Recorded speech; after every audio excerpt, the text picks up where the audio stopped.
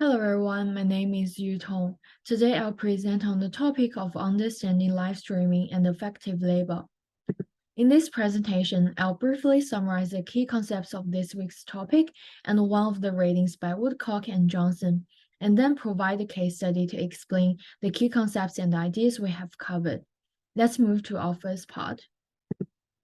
Live streaming as emerging content and the development of live streaming is relying on the rise of digital technologies and platforms. There is a variety of live streaming platforms such as Douyu, Twitch, and VLive.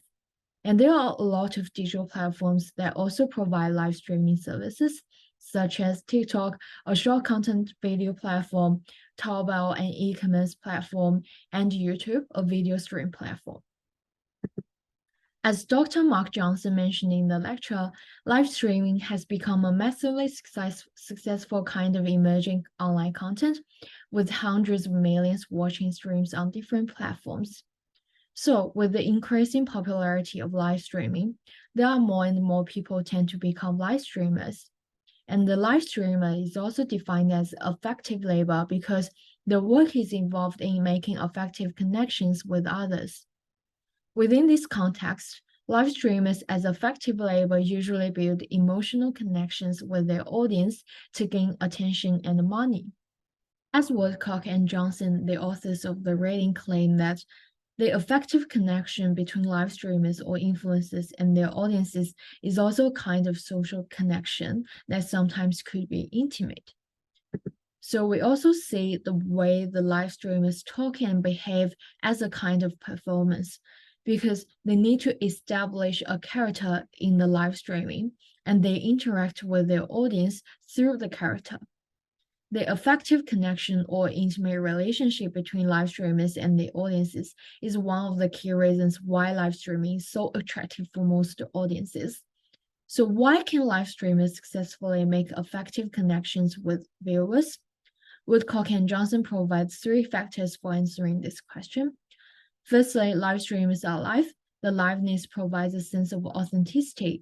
Secondly, they respond directly to viewers, so viewers will also have a feeling of being appreciated.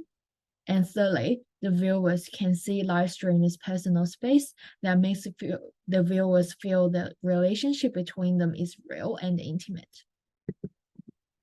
And now I'd like to share a story of a well-known Chinese live streamer, Li Jiaqi, who is also named the King of Lipstick on social media.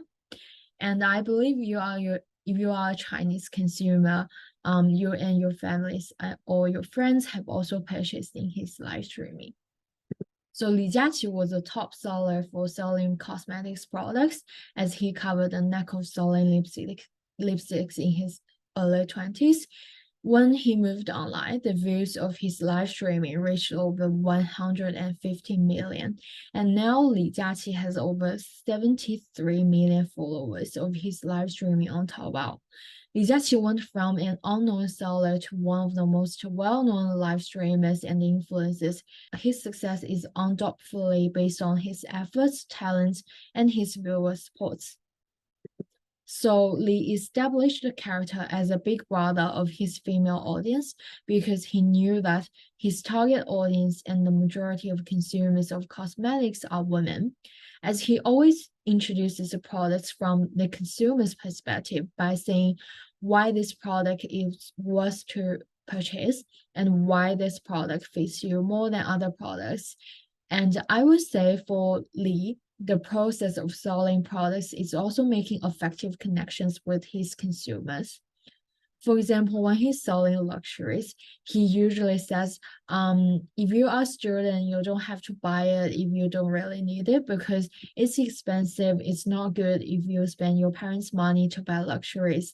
But if you are financially independent, I'd like to recommend you this because it is designed for young and independent women and something like that.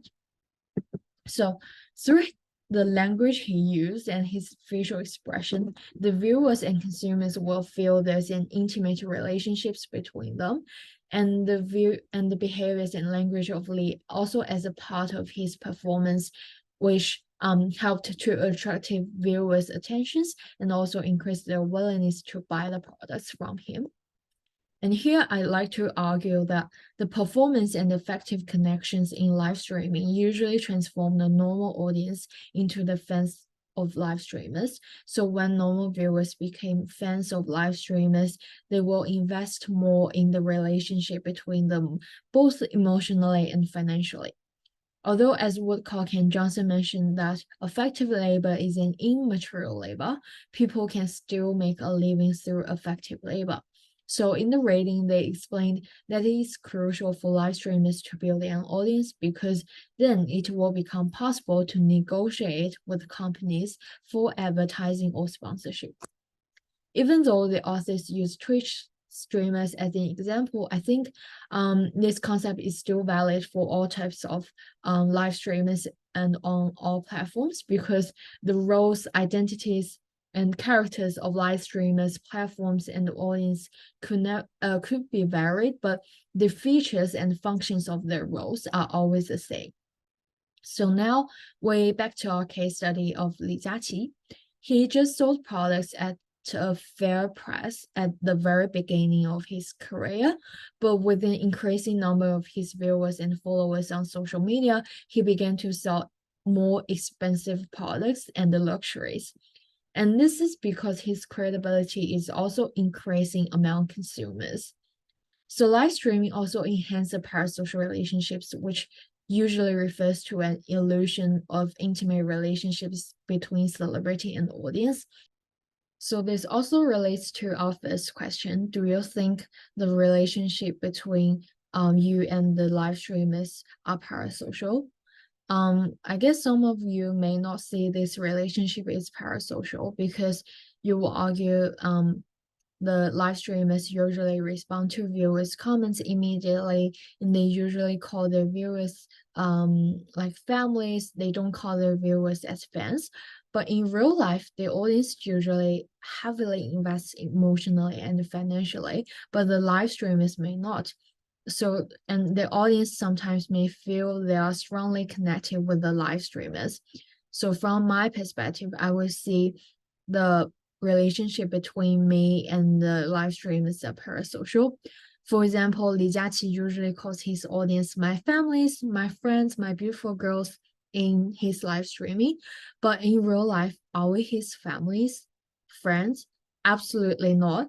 But we still feel like we are when we're watching his live streaming. So we believe what he says and we are willing to purchase for him. Therefore, live streaming as a new form of media introduces a new concept of immaterial labor, which is effective labor, and also a new form of relationship between people on screen and their audience. And let's move to our last section. The first question we have discussed in the previous section. So let's move to our second question. For answering the second question, I would say yes, because live streaming usually requires the content creators as what we call live streamers to create diverse and creative contents for keeping audiences' attentions and interest.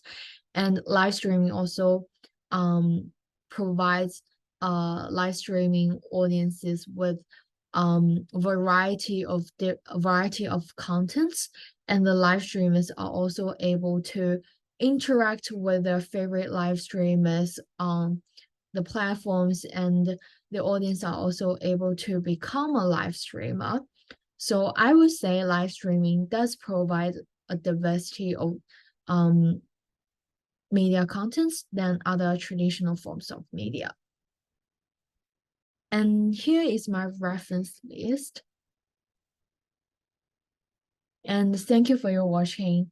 I hope you enjoyed this presentation. Hope you have a nice day. Bye.